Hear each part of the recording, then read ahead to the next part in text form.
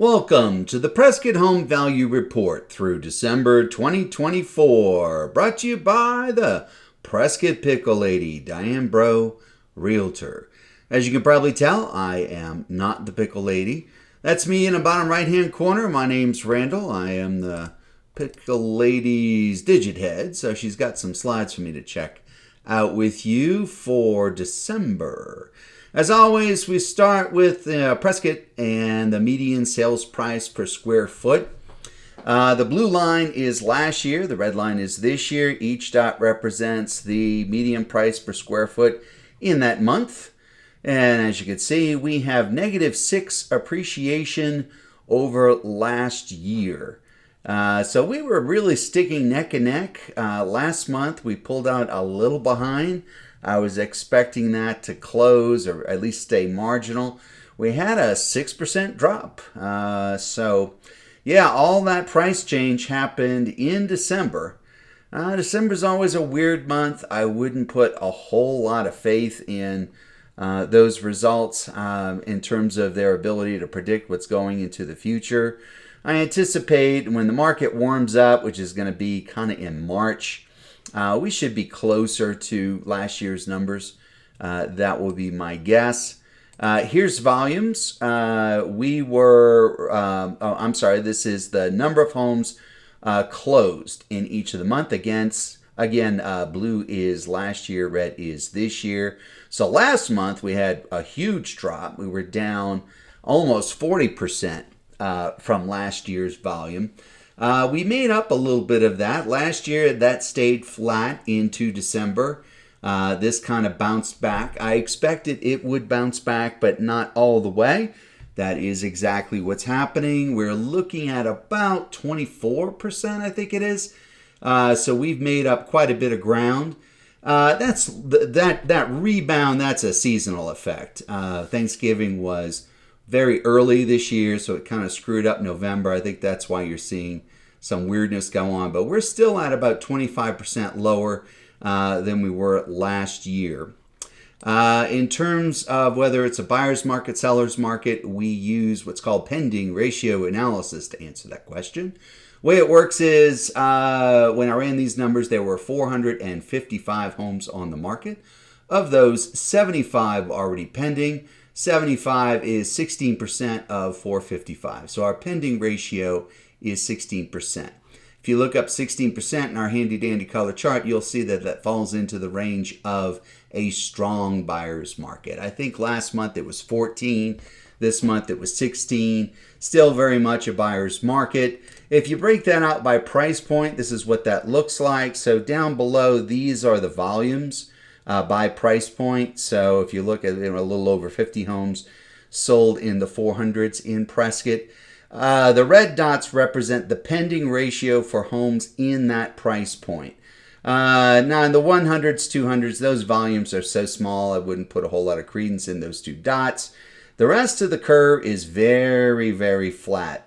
Even the 300s is almost a strong buyer's market. Flat, flat, flat, and you get to the higher end of the price points and things get either in extreme or pretty close to extreme. So very, very linear, very linear looking line, I guess. Not much of a curve this month. So how long is it taking for homes to sell? 5.1 months. So last month it was almost 6.5. Now it's almost 5. So we made up a month and a half in 1 month. Again, that's largely seasonal effects because of our early Thanksgiving. Forgot to mention 455 homes. Last month we had 507. I think it was 507, right around 510. I think it was 507. So around 50 homes dropped off the market. Very few homes coming on the market this month, next month, the month after that. So I'm expecting inventory to stay really, really low over the next couple of months, lower than it generally is. I'm hearing that all over the country. And 30% is kind of a number I'm hearing a lot. This is 24, so not as bad as that. That won't change until March. That's when a lot of the new listings come on the market. All right, so now we're going to turn our attention to Prescott Valley, and this is the same kind of analysis. Median sales price per square foot. Same song and dance. Blue is last year, red is this year. This line has been very uninteresting for quite some time. Just sort of neck and neck and neck and neck. Last month, this year pulled out a little bit ahead of last year. This year we nudged that up a little bit. I think last month was 3%. This year it's 4% appreciation. So that story is unchanged. Here are the volumes. We also had a volume drop in November. I was thinking some of that would be Thanksgiving. It dropped a little bit more for December. This is still running about 30% lower than it oughta, given last year's numbers. And again, I'm not expecting that to change a whole lot till we get into March, when we should be seeing. We should be seeing more listings. I should mention too, in the country, in this market as well, COVID was such a hot seller's market that a lot of sellers who would ordinarily be selling this year sold 2 years ago. They kind of hurried things up to take advantage of the hot market. And so now we have the opposite of pent up supply, right? You got a lot of people who would be selling, but they've already sold. So I think that's why the market is quiet. A lot of people are scratching their heads around the country trying to explain what's going on. I think that's it. Generally, people sell homes kind of when it makes sense for them to sell.